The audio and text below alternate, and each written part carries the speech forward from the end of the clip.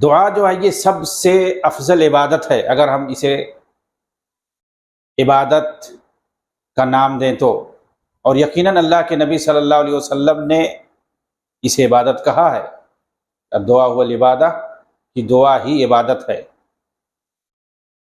اور آپ نے عبادت میں اسے سب سے افضل قرار دیا ہے، یہ کہ فرما کر کہ افضل العبادہ الدعاء، کہ سب سے افضل عبادت جو ہے وہ دعا ہے۔ یہ دعا اور اللہ رب العالمین کو پکارنا یہ کیسے عبادت ہے، آپ اسے سمجھ سکتے ہیں اس بات سے کہ عبادت جس طرح عاجزی و انکساری چاہتی ہے، دعا کے اندر بھی انتہا اور غایت درجے کی عاجزی اور انکساری پائی جاتی ہے۔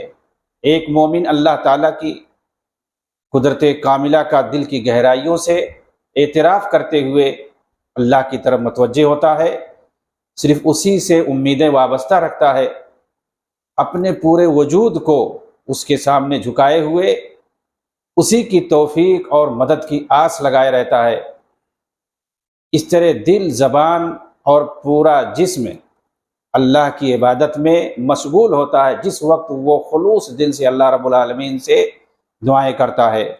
اسی لیے دعا کو سب سے افضل عبادت قرار دیا گیا ہے، بلکہ ایک حدیث کے اندر دعا کو اصل عبادت قرار دیتے ہوئے اللہ رب العالمین نے، اللہ کے رسول صلی اللہ علیہ وسلم نے الدعاء هو العبادہ کہا ہے۔ پھر اس کے بعد آپ صلی اللہ علیہ وسلم نے اللہ کے اس قول کی تلاوت فرمائی، وَقَالَ رَبُّكُمُ ادْعُونِي أَسْتَجِبْ لَكُمْ إِنَّ الَّذِينَ يَسْتَكْبِرُونَ عَنْ عِبَادَتِي سَيَدْخُلُونَ جَهَنَّمَ دَاخِرِينَ، کہ دعا ہی اصل عبادت ہے۔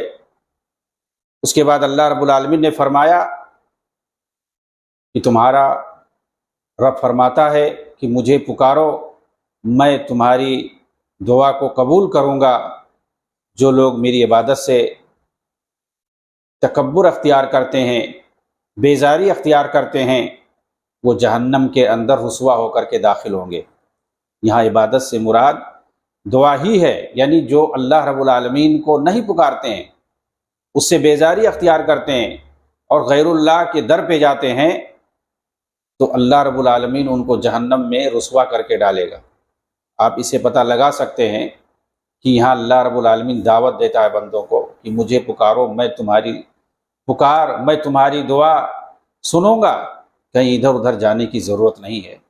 آپ غور کریں، دیکھیں تو یہاں پائیں گے کہ دعا کو ہر عبادت کا اہم حصہ اور اسے بحیثیت رکن قرار دیا گیا۔ جس طرح سے حج کے بارے میں اللہ کے رسول صلی اللہ علیہ وسلم نے فرمایا، الحج عرفہ، کہ عرفہ میں ٹھہرنا اور وہاں جانا یہ حج ہے، یعنی عرفہ میں اگر کوئی نہیں جائے گا تو اس کا حج نہیں ہوگا قبول۔ اسی طریقے سے کوئی بھی عبادت آپ دیکھ لیں، اس کے اندر آپ دعا کو پائیں گے، بلکہ عبادتیں عموماً دعا ہی سے عبارت ہوتی ہیں۔ آپ نماز کو لے لیں، نماز کے اندر کیا ہے؟ دعاؤں سے عبارت ہے۔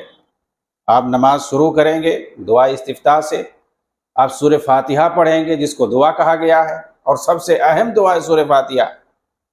آپ جتنے بھی ارکان اور واجبات ادا کریں گے، رکوع ہے، سجود ہے، تشہد ہے، ہر جگہ آپ دعا ہی پائیں گے، اور نماز کے اختتام پر بھی آپ دعا پڑھیں گے۔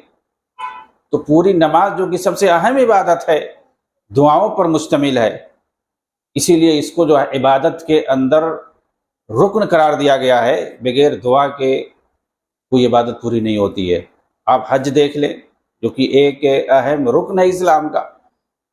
پورے حج میں کیا ہوتا ہے؟ دعا سے حج شروع ہوتا ہے اور دعا پر ختم ہوتا ہے۔ آپ جہاں کہیں بھی جائیں گے، جو بھی آپ رکن اور جو بھی اس کا واجب ادا کریں گے، وہاں آپ صرف دعائیں پڑھیں گے۔ دعائیں ہی حاجی لوگ پڑھتے ہیں جہاں بھی جاتے ہیں۔ وہ چلتے ہیں، محنت بھی لگتی ہے، قربانی بھی کرتے ہیں، لیکن ہر جگہ وہ دعا پڑھیں گے۔ دعاؤں ہی کا حکم ہے۔ اکثر عبادتیں جو ہیں وہ دعاؤں سے عبارت۔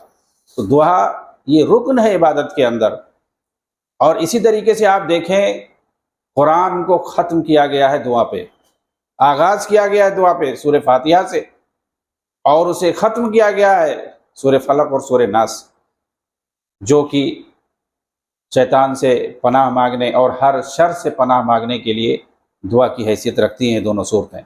تو قرآن کو ختم کیا گیا ہے دعا سے، دعا پر، اور شروع کیا گیا ہے دعا سے۔